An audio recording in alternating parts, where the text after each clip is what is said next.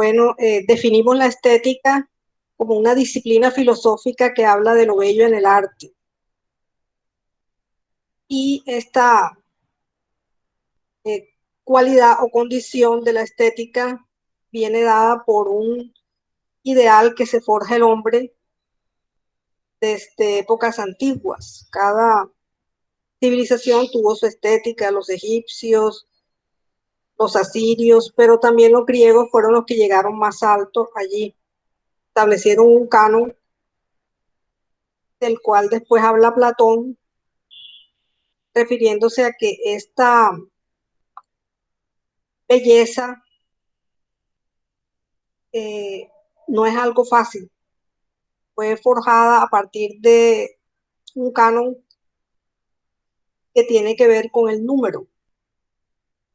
El número lo es todo, pues para todas las disciplinas del arte, incluyendo la música, incluyendo inclusive la religión. Los judíos se refieren a los nombres de Dios, por ejemplo, con un número. El nombre de Dios es Ye, por ejemplo, 151.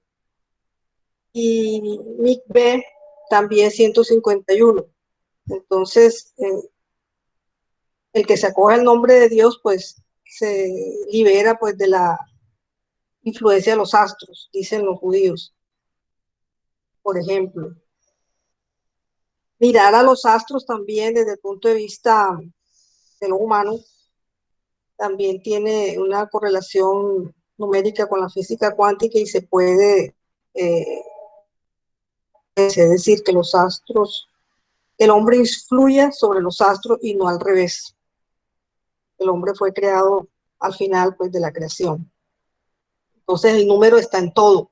Incluso cuando se rompen los paradigmas en el siglo XX con Le Corbusier, él crea el modulor que también establece unas medidas del hombre como en el dorífero, establece pues muchas medidas que combinadas con el número áureo, un número también bastante importante, daba infinitas posibilidades a la nueva arquitectura. Acá, pues, Policleto, en el siglo V a.C., descubre el canon. El canon es regularidad, simetría, armonía, equilibrio, proporción y por ende belleza. A medida del, del cuerpo humano la divide en 7 cabezas y media. En el Renacimiento se suma a 8 por durero. Esto no cambia mucho. Continúa en el clasicismo también, siglo XVIII, cuyos paradigmas también Mozart asumió en cuanto a la música, la forma, el equilibrio y la totalidad de la belleza y del contenido sujeto a la forma. De eso también habla el teórico Hanslick. La forma es todo, ahí está todo. Desde allí, desde esos límites que el artista descubre, en el que marca pues la obra de arte, se transmite eh, la belleza que produce felicidad, en el sentido filosófico, que produce admiración, que produce efectos también, ya en la parte eh, médica, se podría decir, y del espíritu, eleva el espíritu. No solamente a nivel físico se da este paradigma, sino también a nivel espiritual. Por ejemplo, Aristófanes aquí explica pues lo que significaba seguir las costumbres buenas o las costumbres malas. Entonces, si la persona eh, tenía un equilibrio, una mesura, un dominio de sí mismo, tenía una belleza en el cuerpo. Y obviamente el atleta, que también practicaba mucho ejercicio. Pero si tenía costumbres, de decir, mucho alcohol, mucha pereza, poco estudio, poca razón, entonces no era bello por dentro y por ende se reflejaba pues, en un cuerpo totalmente que no tenía espaldas anchas, eh, que tenía la lengua larga, es decir, de pronto para la eh, hablar demasiado, que no es una virtud. Cuando se refiere a genitales pequeños, se refiere pues al control sobre esas pasiones. No que eso sea así, sino que es un ideal, que el hombre no esté sujeto, dominado por eso, sino por la virtud, por la razón. Los griegos descubrieron el movimiento en la escultura. En la pintura se dio fue en el Renacimiento. Acá con el discobolo de Mirón se puede ver pues toda la energía que hay allí a partir de los músculos, a partir de la pose, a partir de, de esa materialización. Por ejemplo, Pérez Alaver Solé decía que la idealidad es la que da origen al cuerpo. Es decir, eh, primero es la idealidad en la mente del artista y después se transmite en ese cuerpo toda su matemática, con toda la técnica, porque obviamente ellos conocieron mucho la técnica, los griegos. Antes no había movimiento, fíjense por ejemplo acá, esta ave del periodo egipcio está eh, en el aire, está volando, pero no se le ve movimiento. Ellos no descubrieron el movimiento. Cuando hay en las tumbas funerarias están los faraones cazando, se ven todas las aves en el cielo, pero estáticas, con las alas abiertas, pero no hay movimiento. Ellos tampoco encontraron la perspectiva también es un avance del Renacimiento, del siglo XV aproximadamente, temprano Renacimiento. En el siglo XX, Picasso rompe la perspectiva con el cuadro Las señoritas de Aviñón, pero realmente la perspectiva nunca se pierde, es como una multitud de otras dimensiones que se crean y surgen allí, y se crea otra cuarta, el tiempo, pero el tiempo es polivalente, es decir, varios tiempos a la vez, como está en el cuadro Piero la Francesca, que ahora les voy a mostrar, y en música equivaldría a Stravinsky cuando destruye el tiempo en la consagración de la primavera, pero a su vez es más pulsátil, es decir, hay otros miles de tiempos. Y después cuando crean el aparato, el rítmico, pues ahí se va a condensar toda esa polivalencia de los tiempos. O en las obras de Varese, que introduce ya, por ejemplo, eh, pitos de ambulancia, ruidos, entonces se abre el marco de la forma, así como hoy en día ya vemos pinturas, por ejemplo, en la calle, colgadas desde lo alto, vemos muchas performances en los pasillos, salió en la obra de arte del cuadro, del lienzo. Bueno, el número áureo tiene una fórmula matemática, una cantidad de números que no termina nunca, es una definición que da Euclides en su obra Los Elementos. Este número fue aplicado en muchas obras de arte, por ejemplo, en la pirámide de Giza, en el Partenón de Fidias, se encuentra entre la distancia del ombligo y la planta de los pies de una persona respecto a su altura total, así como el canon también se podía medir desde el ombligo con la mano alzada y hasta los pies. Unas cantidades y unas proporciones, por ejemplo, el rostro también se divide en tres partes iguales, la frente, de la nariz al mentón, la cantidad de pétalos en las flores también, ahí se encuentra el número áureo, en la distribución de hojas de yuca, en estambres de girasol, los cristales de cuarzo, que tienen un patrón pentagonal, en la corteza de la piña, que induce una espiral ordenada, también se halla la proporción áurea.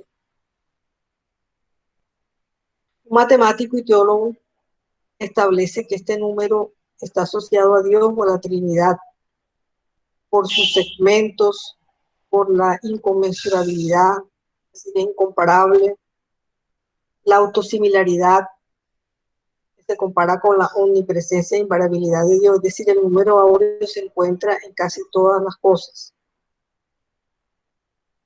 Y de la manera en que Dios creó, le dio ser al universo a través de la quinta esencia, que es representada por el dodecaedro, el número áureo dio ser al dodecaedro. Es decir, está también el número áureo desde el inicio de la creación del universo.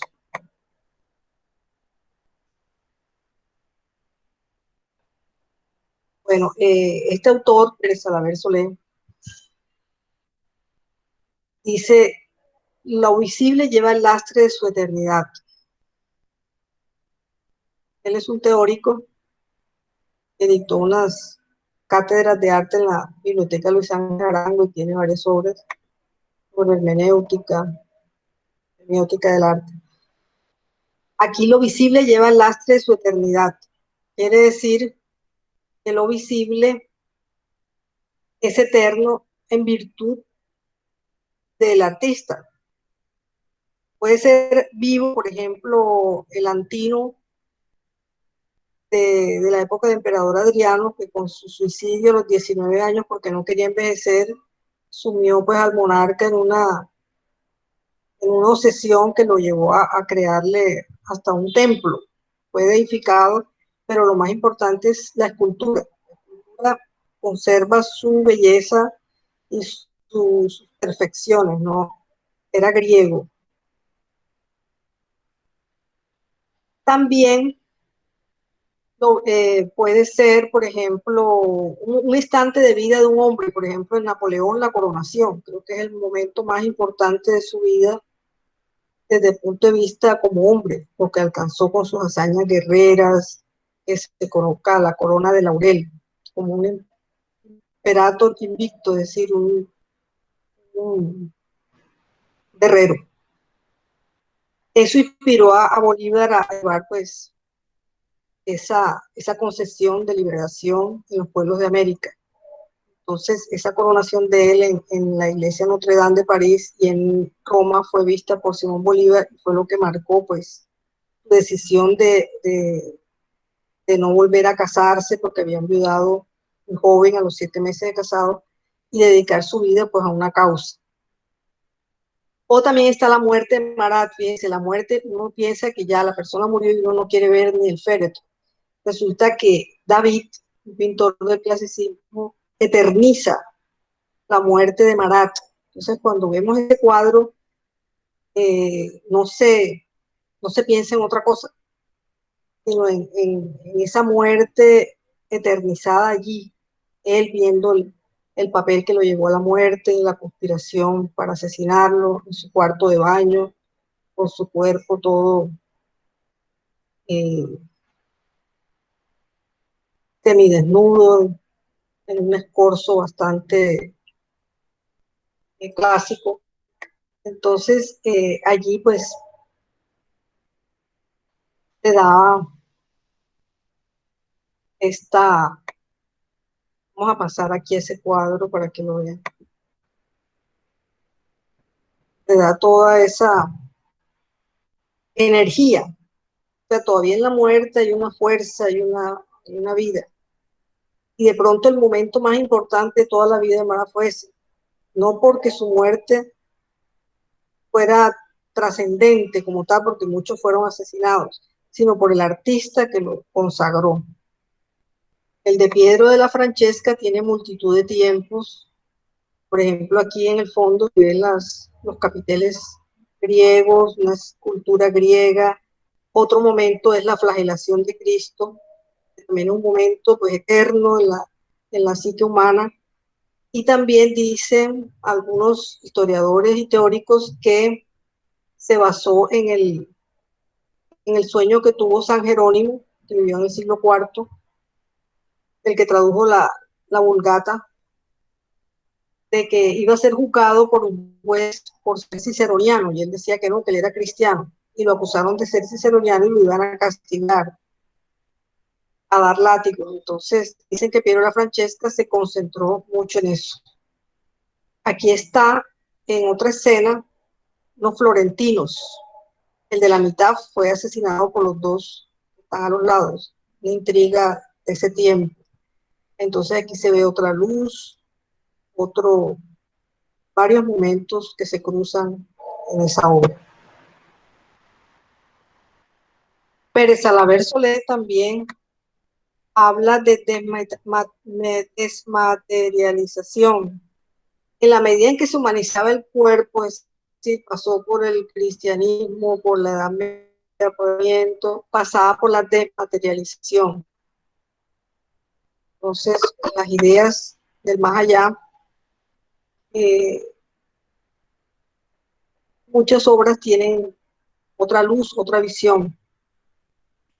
Leonardo da Vinci se basa en la técnica fumato, también lo dice Salaver Solé, mostrando las cosas como se ven, no como se sabe que son. Es decir, el ojo del artista ve más allá que la realidad normal y corriente que todos vemos.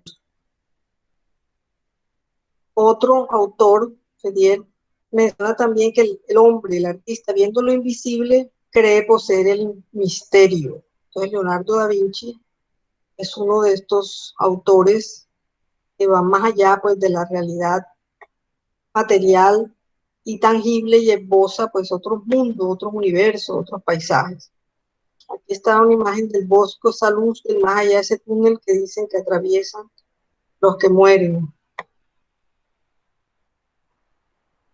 Aquí está Leonardo da Vinci, la Anunciación, paradigma griego en el ángel, San Gabriel, la Virgen y el paisaje, bastante esfumato,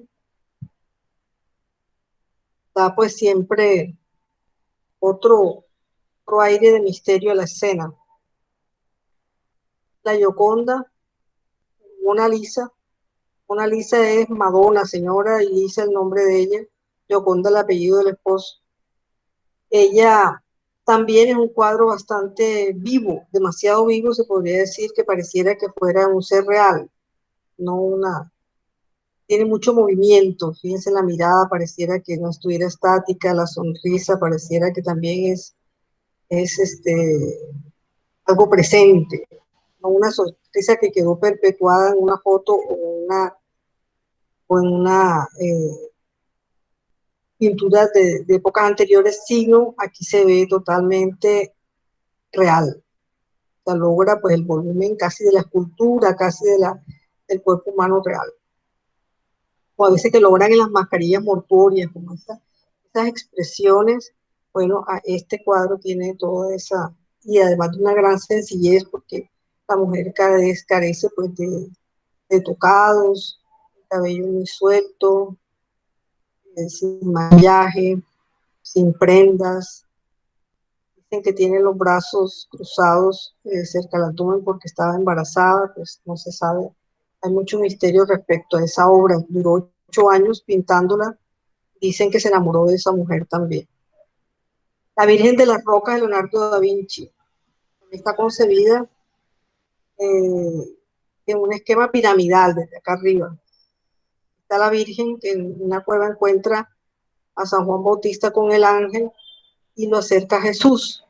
Pero él, a pesar de que se arrodilla ante Jesús, conociendo a Dios y Dios lo bendice, él está en un plano inferior a San Juan Bautista, lo cual consideran algunos que era herético, pues, por parte de Leonardo da Vinci, pero como la pintura no tiene palabras, pues se puede, él pasó, pues, no fue considerado como tal, pues, por la iglesia. Esta obra del romanticismo de la Croix, que aquí se transfiere mucho la pasión, la emoción, la vehemencia, por lo menos de la guerra, en esa época muy, muy preponderante las guerras militares napoleónicas. Aquí está vestido con rojo, tonos rojos, el paisaje se ve bastante eh, poco claro, porque también es algo romántico, es más importante el color, es más importante la luz, Es más importante la energía que transfiere, por ejemplo, el brioso caballo, eh, el instante, pues, guerrero en que él saca el sable con ese valor, con ese coraje, con esa pasión, sobre todo, muy propio del romanticismo. Delacroix dicen que era hijo de, de uno del ministro de Relaciones Exteriores de Napoleón, Talleyrand, pero no lo reconoció porque él había sido obispo que juramentó la misa era una revolución francesa y que por eso fue excomulgado. Solo al final de su vida se reconcilió con la iglesia. También se casó, fue un personaje controvertido, también traicionó a Napoleón. Monet, en el impresionismo, fíjense, tú un día de fiesta nacional, importa el color, importa, pero en la luz de ese momento, pues no se ve nítido, ni las personas, ni los edificios, ni las ventanas, ni las banderas. Entonces, el impresionismo es eso, capta también un estado atmosférico. Este cuadro le dio el nombre al impresionismo, se llama Salida del Sol, impresión, salida del sol. Se ve el sol y los colores se usan de manera primaria y todo va por el estado climático de un segundo, porque eso no cambia mucho. Acá también, fragatas en Anteuil de Monet, de lejos es que se puede combinar los colores, porque si uno se acerca, pues se ven los colores superpuestos de manera mezcla, pero en la distancia, pues se completa y se ve bien la obra. Esta es la señorita de Avignon, donde se rompe con la perspectiva, que duró 3 siglos y medio desde su descubrimiento, y es un cuadro que duró mucho tiempo escondido. Picasso no se atrevía a mostrarlo, pero cuando lo hizo, pues fue un revolucionario total. Edward Munch, bueno, este cuadro ya conecta más con efectos sinestésicos, el grito, aunque es un cuadro plástico, pues uno puede percibir ese grito y la intensidad de ese grito. Tanto es así que todo el cielo y todo está afiebrado como está la mente de él, así todo está convulsionado. De pronto él se quiere tirar del puente, de pronto él está pasando por una emoción indescriptible y grita, mientras que otros por aquí van muy tranquilos y no ven todo lo que él ve y todo lo que él siente. Entonces el arte tiene también ese efecto sinestésico que nos conecta de una vez con otras artes. A Rubens le decían que él era el poeta de los ojos, un gran pintor, pero uno ve sus obras y se conecta con la poesía. Dante Alighieri de la imagen. Estuvieron cuando les di la charla en Mailía, totalmente está llena de imágenes esa obra. Los pecados son animales, el leopardo, el león, la loba, todo nos conecta con imágenes. En música está un autor sinestésico que es Alexander Scriabin, conecta la música con colores y los colores obviamente con la plástica. Entonces, el re, por ejemplo, amarillo, do rojo. Entonces, estos colores le dan un carácter a la obra porque el autor emplea exactamente eh, lo que debe de pronto eh, pasarse en la parte armónica, en la parte, cuando es una ópera, pues en el contenido, en los temas. Si se habla, por ejemplo, de fortunas o de tesoros encontrados, pues se usa el re. Entonces, todo lo que dé más asociación, pues a una luminosidad u oscuridad en su efecto. Otro teórico es Adorno. Adorno fue discípulo de Alban Berg, de la escuela vienesa, la segunda escuela, y él a su vez fue maestro de Habermas y fundó también con Horkheimer una escuela también vienesa, pero en la filosofía, que trata pues con elementos socialistas eh, de dar sentido a este arte, aunque los compositores no estuvieron de acuerdo en el contenido, porque ellos a veces no profesaban ninguna idea al respecto, pero él se dedicó a la filosofía y a promulgar esas teorías. Y un tratado de estética.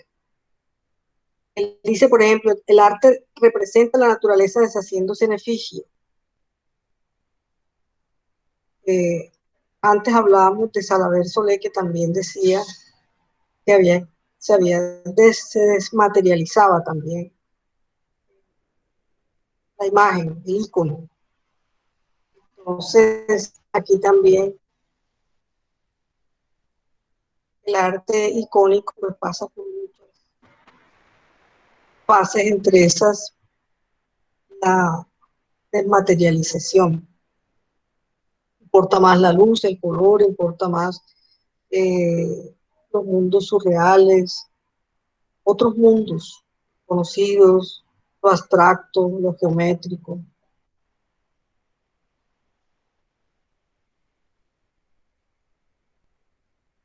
Otro teórico también, Wilde. Wilde cita una cita de Walter Pater que dice que todo arte aspira sin cesar a la condición de música. Es decir, si vemos en todas las artes hay una conexión importante con la música de manera sinestésica.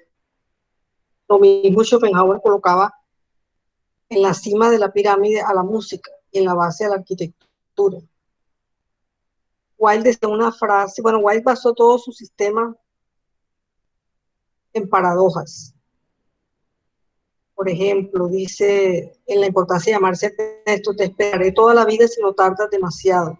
Las paradojas son el camino de la verdad, el retrato de Dorian Gray. O sea, siempre hay contradicciones, siempre hay mirar las cosas de manera positiva. Cada quien elige cómo asume la vida.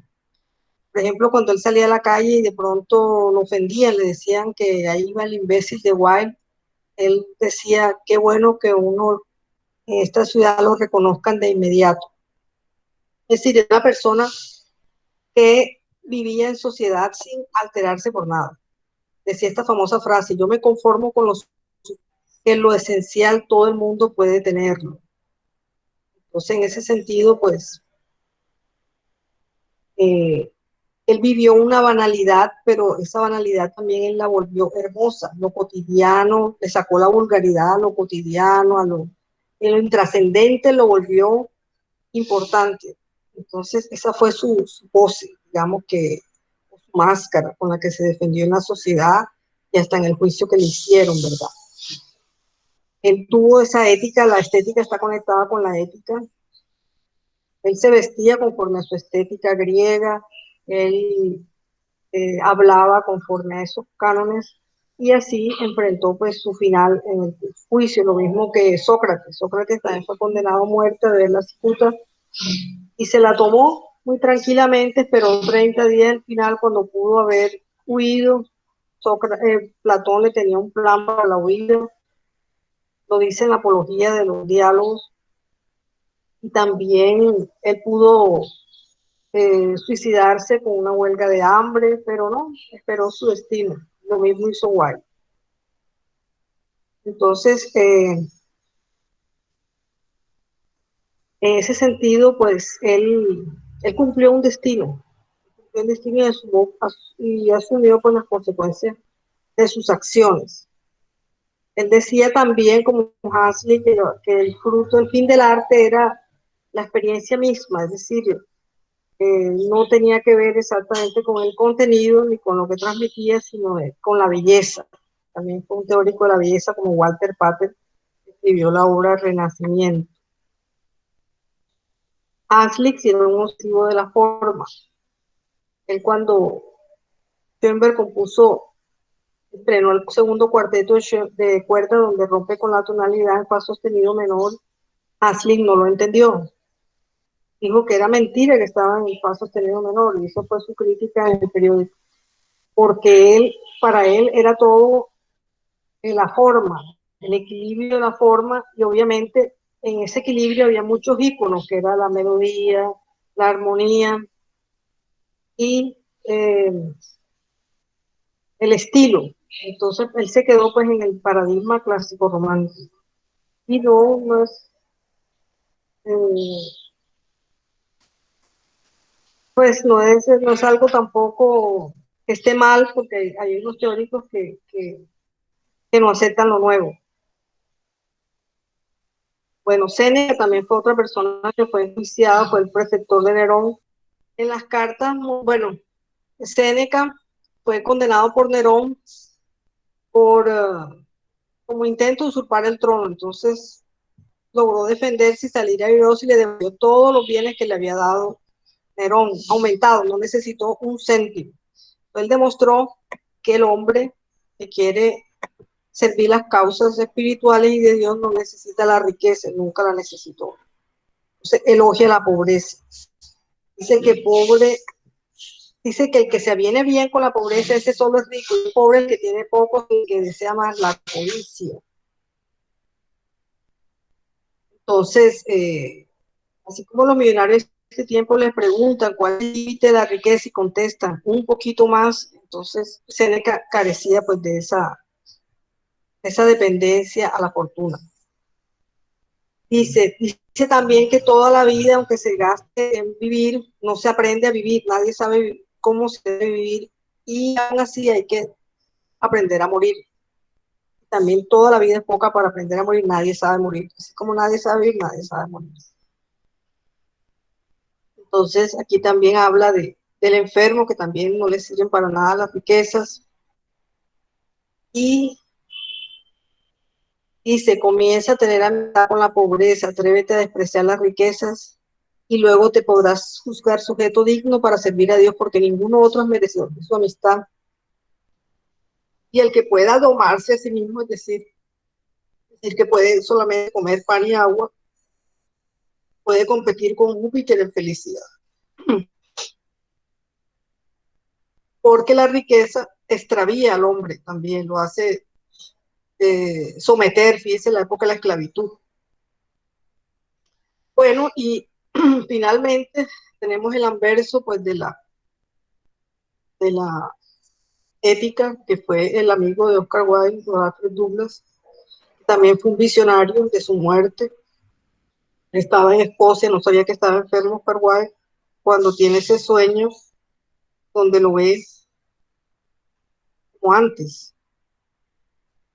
Entonces fíjese lo que dice: oía su voz de oro, le veía descubrir la gracia oculta de las cosas finales, fue un maestro en eso, maestro de la oralidad. Winston Churchill decía que cuando le preguntaba que con quién deseaba encontrarse en la otra vida, y él decía con Oscar Wilde. ¿Por qué? Porque una persona que nadie se cansaba de hablar, hablaba mejor que lo que escribía. Se pueden imaginar el dominio de la oralidad.